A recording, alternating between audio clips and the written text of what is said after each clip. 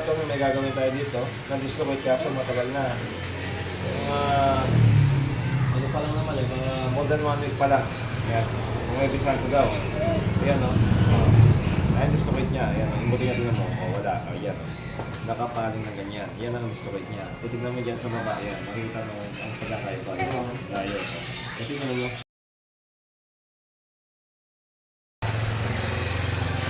Ano na yung pag-o?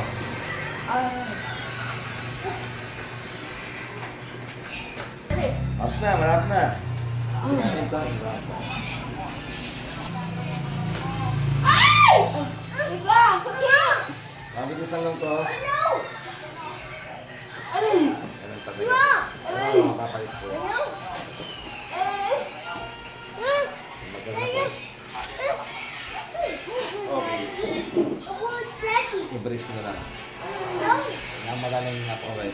Tumulog ka na, di ba? Oo. Ikaw na. Lalak ko na lang itong ganyan. Ikaw na. Naman lang. Sige, upo na mayo. Upo na. Naman na. Hindi pa rin.